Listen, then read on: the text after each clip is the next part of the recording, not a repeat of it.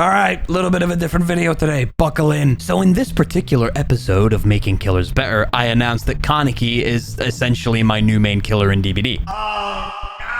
So because I'm currently having so much fun playing my new main, I decided to put a poll out on my YouTube channel. Basically saying that I'm craving making some Kaneki content, so what would people want to see in relation to Kaneki? And I love it when my community actually gives me ideas that we can actually turn into a video. And It's a discussion. I know, you gotta listen to me blabbermouth for like 10 minutes this week, but bear with me, alright? It's a serious discussion. So if this is the first video you've ever seen on my channel, allow me to introduce myself. My name is Twisted. I'm a Dead by Daylight content creator and a render artist. I'm also from Glasgow, Scotland, hence why I had to take 50 attempts to say the words render and artist back to back. I'm a Dead by Daylight content creator and a render artist. What the fuck even is that? And a render artist. I have just under 3,000 hours on Dead by Daylight, and most of my time is spent on the killer side of things. I have an entire series that is currently dedicated to buffing every killer in the game. Despite that though, I've played a decent amount of Survivor as well, and I've posted plenty of content while doing so. The reason I'm telling you all this is to give you an idea of how much I've played the game and how much experience I have on both sides of the coin. Both sides of the coin. Do I keep that in? Yeah, fuck it. We'll keep that in. Why not? If it wasn't obvious yet, this video is not scripted. So if there's any points you think I missed, please feel free to leave a comment below and let me know. Question 1. Why am I maining Kaneki over Lee? Because he's fun. Next question. This is what happens when you let an ADHD dude improvise without a script. Time for the serious answer. So, late 2023, started playing DBD properly, and I pretty much fell in love with the killer role day one. And the one killer that I vibed with the most was the Legion. Most of you who watch my videos and my streams already know. I also play a good amount of Pyramid Head and my precious Bonita. But the Legion was pretty much my go-to killer. I grew my Twitch community purely upon being a Legion main. It wasn't even intentional, just a bunch of people who mained Legion came by, enjoyed the content, and stuck around. Big shout out to my Twitch community. They're all a bunch of lovely people. If you haven't come by the way, please do. Shameless plug. Anyway, I love the Legion. Hitting a perfect feral frenzy is one of the most satisfying killer powers in DBD, in my opinion. They're not strong, they're not even remotely close to being in the top 10, but some of my best memories so far they've been from the perspective of a Legion player, a very passionate one at that. But the Legion is just constantly played with bugs, accessibility related problems, and stuff that realistically should not even be a thing. Like, in what planet can I not see scratch marks or pools of blood when running after survivors in feral frenzy? Like, what sense does that make? We have killers like Nurse and Spirit who can disappear into the fucking Shadow Realm and they can see everything around them. But a teenager with a knife cannot see pools of blood when running after the person they're trying to kill. It literally makes no sense. I won't detail every single bug that the Legion has that makes them incredibly frustrating to play, but what I do recommend is you go check out my friend Tateriu. He's pretty much the Legion encyclopedia. Trust me, you'll learn a thing or two. I'm a strong believer that Frank's mixtape should be base kit. Not the speed, but the idea that the power gauge pauses while kicking gens, breaking walls, all that kind of stuff. Because it already pauses when you vault a pallet or a window, so why shouldn't it do it when you're kicking a gen or breaking a wall down? And I cannot express how frustrating it is that you cannot see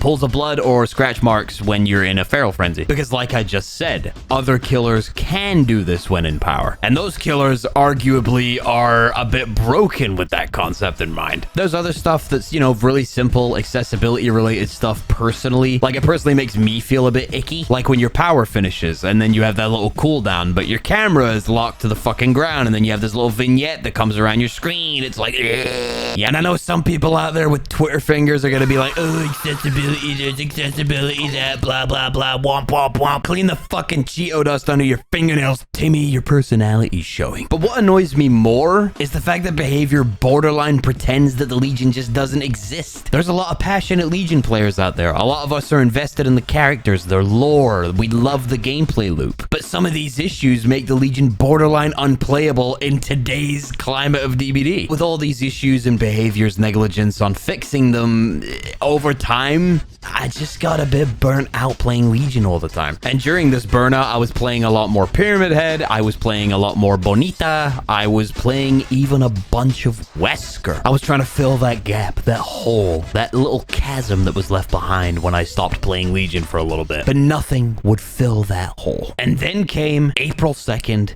2025.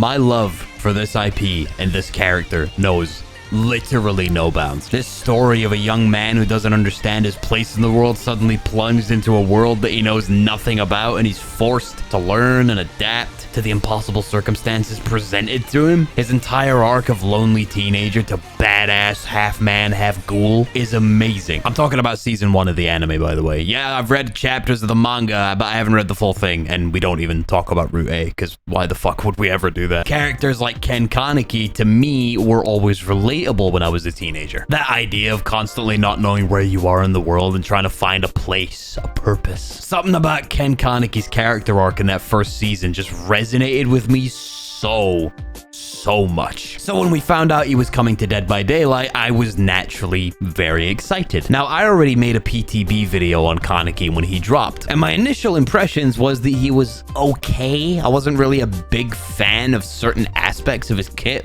but then the chapter actually came out. He came with a bunch of quality of life fixes, he came with a couple of changes to his add-ons, and the slide add-on was integrated into his base kit. He still suffers from some bugs to this day, but overall, Kaneki was a breath of fresh air for me. How I feel playing Kaneki now is exactly how I first felt when I started playing the Legion. It didn't just make me fall in love with a new killer, it made me fall in love with playing killer all over again. So a character I love is in a game I love. But just like the Legion, get the fuck out of my sight before I demolish you. They hate him. They hate my boy. They despise him. Just learn how to counterplay. See, when someone responds saying, just learn how to loop the killer, that doesn't really help anyone. I actually understand the frustrations people have with Kaneki. The only ones that I don't understand is when people say, oh, he's the strongest killer in the game. She is literally right there. His first hit is so free. And you know what? I don't even disagree with that. Now, maybe it's just a mindset thing. I don't hate going against any killer in this game. The only killer I genuinely struggle with is the Spirit, but that's an accessibility related problem. Sometimes her audio isn't perfect, and sometimes it's tough to keep track of when she's phasing or not. But my point is, overall, I don't really hate going against any killer in this game. So when a Kaneki gets a free hit on me, it just doesn't bug me. Because I'm playing the game, I know I'm going to get injured, so I just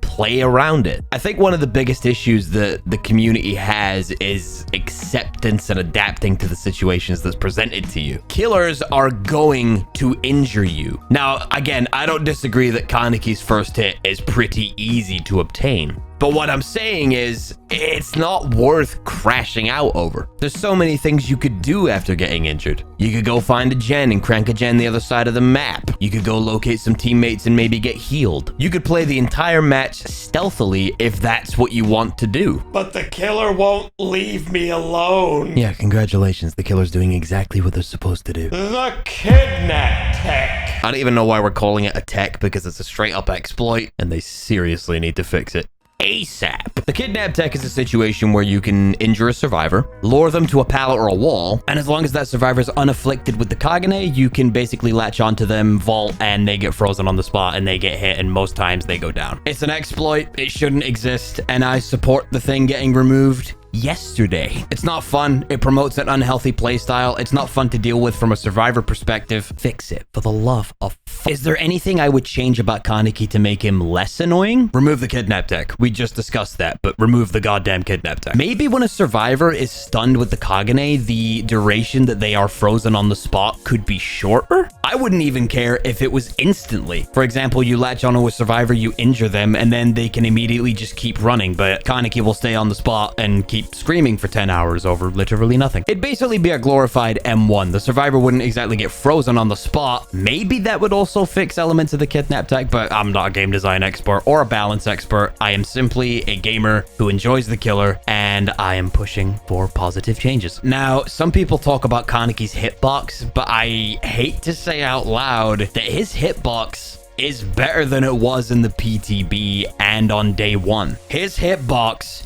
was ridiculous when he first came out, and there were some changes that made it much better. Every time I'm looping a survivor that knows how to hug a wall, it becomes a bit harder to get that injury. But this does also depend on ping, and unfortunately, that's out of my control. It's out of your control. Pray for better servers. Again, I'm not a game design expert, so if anybody has any other ideas for what balance changes that Kaneki could have that would make him less annoying, I would love you to comment it below. Let's start a discussion. And finally, my advice for people who hate Kaneki to the point where sometimes they either throw the match or just straight up DC. I understand the frustration. It becomes a bit of a burden sometimes when you just start the game and within 10 seconds, a freaking emo kid comes out of nowhere and starts biting your fucking ankles off. But think about it this way. Would you rather an emo kid get a free injury at the very start of the match in the event that he knows where you are, or try and loop this bitch for 5 straight minutes without taking a single hit? I think I know which one is less stressful. And if you say the nurse is less stressful, then I'm sorry, but you really are sniffing copium at that point. I can't help you with that. Overall, I think Kaneki is just suffering from the Skull Merchant effect. I just hope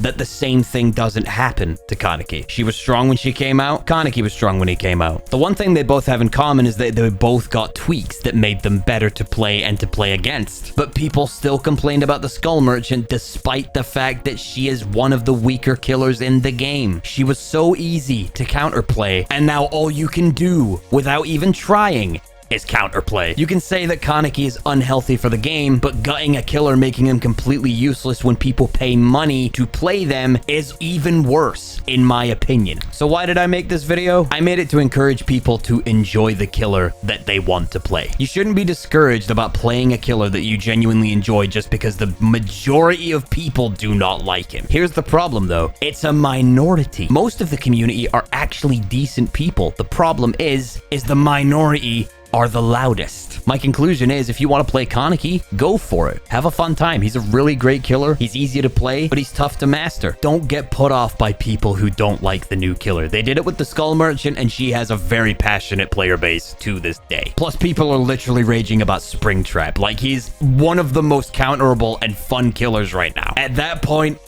uninstall the goddamn game. If you made it all the way to the end of this video, I appreciate it so much. I know I typically post nothing but brain rot, and it's not going anywhere. It's coming back very soon. I just needed a bit of a break from making it. And I see a lot of people trying to get into playing Ghoul, and they're just getting shit for it. And I don't really like that. At the end of the day, it's a video game. It's not gonna kill you. And if you treat people like shit just because you don't like the killer they play, just uninstall. Nobody will ask. No one will even pretend to care. More brain rot coming soon. I appreciate your faces, and I'll see you guys in the fog. Have a good day, my friends.